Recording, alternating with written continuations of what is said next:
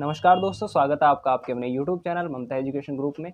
मेरा नाम है नवीन जांगीड़। तो इंट्रो आपने देखा होगा, ये हमारी तरफ से एक नया प्रयास है।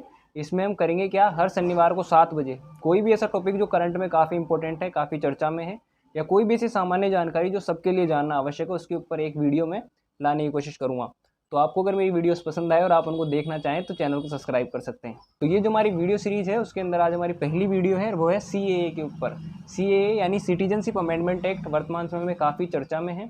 तो CAA से संबंधित सारी जानकारी जो एक आम भारतीय नागरिक को होनी आवश्यक है, वो मैं आपको इस वीडियो में देने की कोशिश करूँगा। तो सबसे पहले आपके मन में सामान्य सा प्रश्न आएगा कि CAA यानी सिटीजनशिप अमेंडमेंट एक्ट है क्या। तो 1947 में जब हमारा देश आज़ाद हुआ था, तो किस व्यक्ति को भारत का नागरिक माना जाएगा, किस व्यक्ति को भारत का नागरिक नहीं माना जाएगा, और अगर कोई दूसरे देश का व्यक्ति हो भारत की नागरिकता चाहता है तो उसको किस प्रकार भारत की नागरिकता मिलेगी, ये सारे नियम हमको CAA के अंदर देखने को मिलते हैं। CAA के वर्तमान समय में चर्चा में होने का कारण है, उसमें 2019 में जो संशोधन किया गया है वो, जिसका 11 मार्च 2024 को यानी इसी साल नोटिफिकेशन जारी किया गया है, तो उसका चर्चा में होना बिल्कुल स्वाभाविक सी बात है। और ऐसा भी नहीं है कि CAA में जो संशोधन है वो पहली बार किया गया है। CAA में संशोधन इससे पहले भी कई बार 1955 में, 1986 में, 2003 में, 2015 में, 19 में भी संशोधन किया गया है, जिसके कारण ये चर्चा में आया है। इससे आप समझ चुके होंगे कि CAA है क्या। अब हम बात करेंगे CAA में जो 2019 में संशोधन हुआ है, जिसके कारण ये चर्चा में आया है, वो संशोधन है क्या। CAA में जो 2019 में संशोधन हुआ है वो है कि अगर कोई व्यक्ति बांग्लादेश, पाकिस्तान और अफगानिस्तान से 31 दिसंबर 2014 से पहले भारत में आ चुका है और वो हिंदू, सिख, जैन, पारसी, ईसाई और बौद्ध इन 6 समुदायों से संबंधित है, तो वो व्यक्ति भारत की नागरिकता लेने के योग्य है। अब इसमें ऐसा भी नहीं है कि कोई भी व्यक्ति जो 31 मार्च 2014 से पहले भारत में आ गया उन सबको भारत की नागरिकता दे दी जाएगी, ऐसा नहीं है। अगर कोई व्यक्ति इन देशों से आ रहा है और इन 6 समुदायों से संबंधित है और 31 मार्च 2014 से पहले भी आ गया, उसके बाद भी वो सिर्फ अप्लाई करने की योग्य है। ऐसा नहीं कि अगर ये फुलफिल कर रहा है तो उसको भारत की नागरिकता दे दी जाएगी। वो अप्लाई करेगा और फिर उसकी पूरी जांच होगी और फिर उसके बाद अगर वो योग्य पाया जाता है तो उसको भारत की नागरिकता दी जाएगी।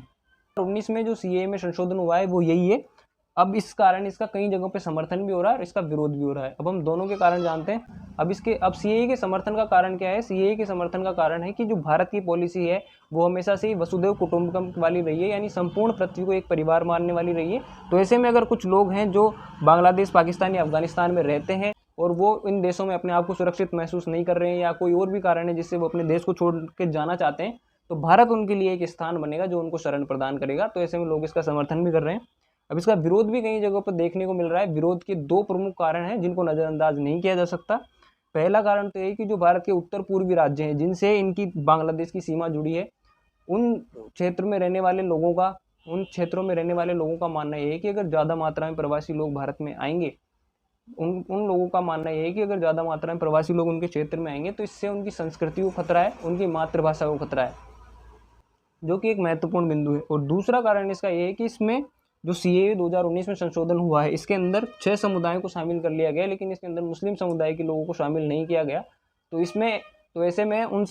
ऐसे में मुस्लिम समुदाय के लोग इसका काफ़ी विरोध कर रहे हैं। अब इसके पीछे केंद्र सरकार ने कारण ये दिया है कि जो बांग्लादेश, पाकिस्तान और अफगानिस्तान है, यहाँ पे मूलतः जो लोग पाए जाते हैं वो मुस्लिम पाए जाते हैं, यानी इन देशों में मुस्लिम अल्पसंख्यक नहीं है, बहुसंख्यक है। तो ऐसे में उनको इस कारण से उनको CAA के अंदर शामिल नहीं किया गया। तो CAA से संबंधित ये सामान्य जानकारी थी जो मैंने बिल्कुल साधारण शब्दों में आपको देने की कोशिश की। अब मिलते हैं अगले शनिवार को एक नई वीडियो के साथ। धन्यवाद।